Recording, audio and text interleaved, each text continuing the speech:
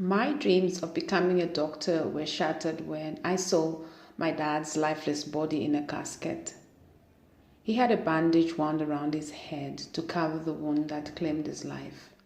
He died in a car crash, and instantaneously my mother was widowed. Now, during the body viewing procession, I stood there wondering what life would be like without a dad. I wondered what the next few days, the next few months, the next few years would be like without a dad. I looked at my mother and all I saw was hopelessness. It was at this point that I realized that I just didn't want to have anything with the hospital, needles, blood, or anything associated with hospitals. And in my cry, the next few weeks that followed, I just said, I think I want to do journalism, and that is where this came from. That is where the excitement about, speaking to crowds, sharing my stories, sharing whatever is happening came from. So that few weeks that followed, I injected myself in TV commercials, radio presentations, and I wanted to write. I read extensively. I wrote stories about what was happening in my community. But again,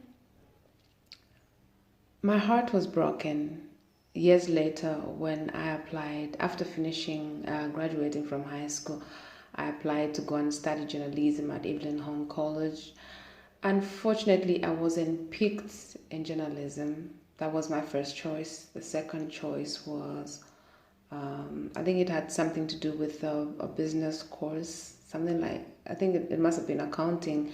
And the third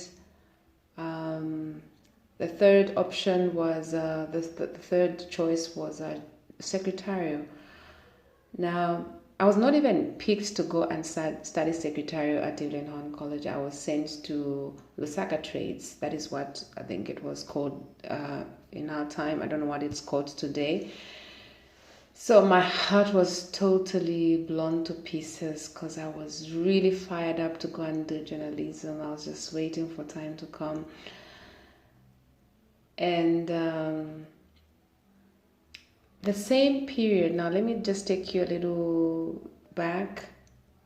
The year that I graduated from high school, that the same year that my mother lost her job.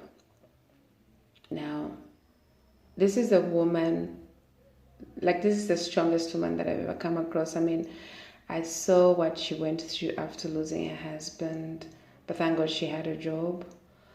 She worked so hard to put food on the table. She had to balance between being herself and a mother because she was still grieving her husband. I saw how that she struggled, but she worked so hard. She's one person that is so determined, who focuses on what she wants to do.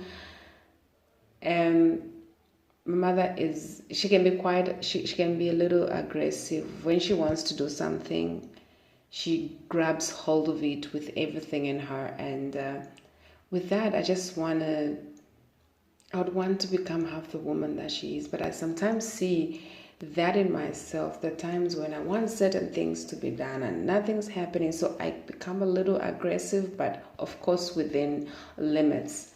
So I would want to become half the woman that she is.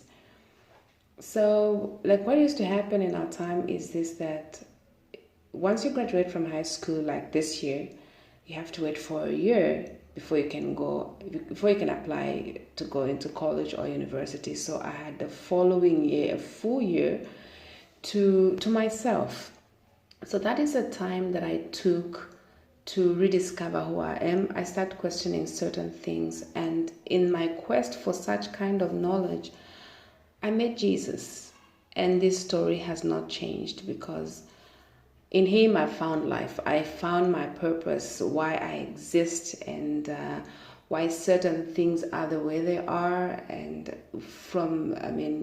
learning more about Jesus' story, I've learned to have patience. I've learned to stay calm sometimes. And then So during that period, there was that discovery. I learned to